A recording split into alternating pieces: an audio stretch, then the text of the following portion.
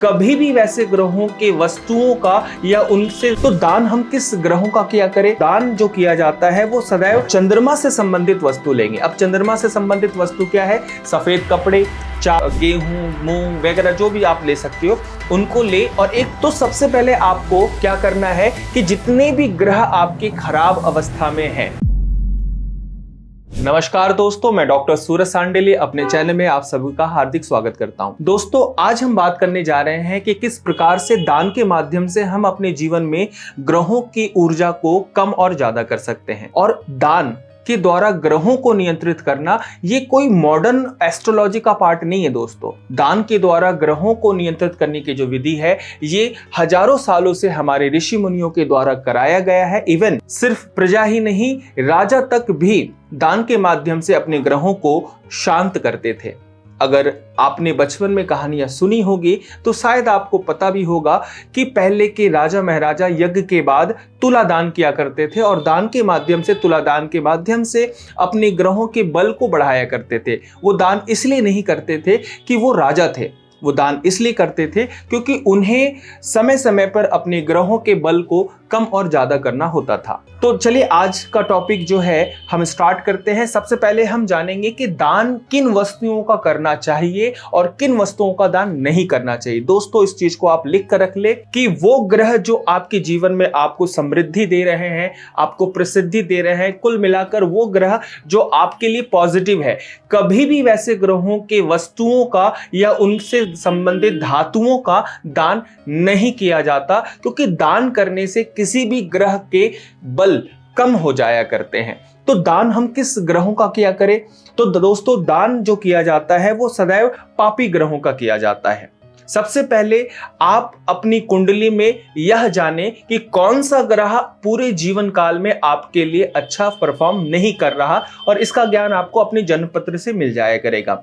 जिस समय आप जन्म लेते हैं उस समय हमारे सोलर सिस्टम में कौन से ग्रह खराब अवस्था में चल रहे हैं वह आपके जन्म पत्र में आपको पता चल जाता है। ऐसा नहीं होता कि कोई ऐसा व्यक्ति मिले आपको जिनके सारे के सारे ग्रह खराब हो, ऐसा हो ही नहीं सकता। हर व्यक्ति के जीवन में 2 से 3 ग्रह अच्छे होते ही होते हैं और 2 से 3 ग्रह खराब होते ही होते हैं। बस हमें ये जानना है कि कौन सा ग्रह हमारे जीवन में हमें परेशानियां दे रहा है। जैसे आपको करना क्या है, सबसे पहले अगर आपको पता चल जाए कि आपकी कुंडली में शनि, राहु, केतु, सूर्य, चंद्रमा, मंगल, शुक्र, बुध कोई भी ग्रह अगर खराब हैं तो आपको उस ग्रह से संबंधित वस्तुओं को लेना है। जैसे अगर आपको पता है कि चंद्र के कारण आपके जीवन में समस्याएं आ रही है, अर्थात चंद्र जो ग्रह है, चंद्रमा जो ग्रह है वह खराब अवस्था में आपकी कुंडली में है, तो आप चंद्रमा से संबंधित वस्तु लेंगे। अब चंद्रमा से संबंधित वस्तु क्या है?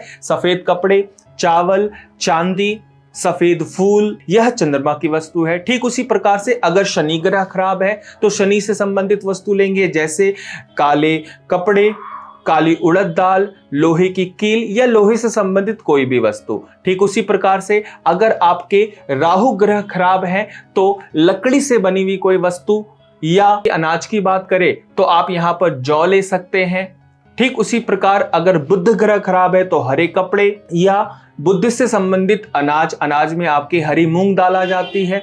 बृहस्पति की बात करें, पीला कपड़ा, सोना, साथ ही साथ चने की दाल, यह गुरु की वस्तुएं हैं। मंगल की बात करें, लाल मसूर की दाल, लाल कपड़े, तांबा, यह मंगल से संबंधित वस्तु है। अगर हम बात करें शुक्र के तो शुक्र से संबंधित वस्तु दही, चावल को भी शुक्र में ही काउंट किया जाता है। चावल शुक्र और चंद्र दोनों को रिप्रेजेंट करता है। साथ ही साथ चांदी भी शुक्र से संबंधित धातु है।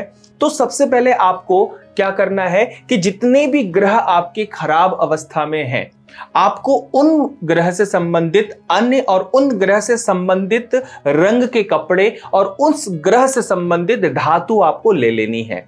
देन आपको, अगर यह उपाय आप मंथ में एक बार कर रहे हैं तो आपको अमावस्या का दिन चूज करना है। सबसे पहले अमावस्या वाले दिन आप अपने जीवन में चल रहे सभी ग्रहों, जो खराब ग्रह है, बुरे ग्रह है, उनसे संबंधित वस्तु ले और उन सारे वस्तु को एक जगह एकत्र करके अपने हाथ में थोड़ा सा गंगा जल लेकर संकल्प ले ले। संकल्प में साधारण मैं आपको बताता हूं कि सिर्फ आप अपना नाम, अपना गोत्र और जिस स्थान में आप खड़े हैं उस स्थान का नाम ले और परम पिता परमात्मा को साक्षी बनाकर संकल्प ले कि हे परमेश्वर, जहां तक मुझे ज्ञान है कि मेरे जीवन में ये ग्रह अभी खराब चल रहे हैं, तो मैं इन ग्रहों से संबंधित ये वस्तुओं का दान करने का संकल्प लेता हूं। और आप उन वस्तुओं पर वो गंगा जल छीट दें। देन उन वस्तुओं को लेकर जाए। अगर कोई नीडी व्यक्ति उस वस्तु को ले ले तो बहुत अच्छा, अन्यथा आप सारी वस्तुओं को एकत्र करके मंदिर में दान कर दे। ठीक उसी प्रकार अगर आपको किसी ग्रह का बल बढ़ाना है ना, जैसे चंद्रमा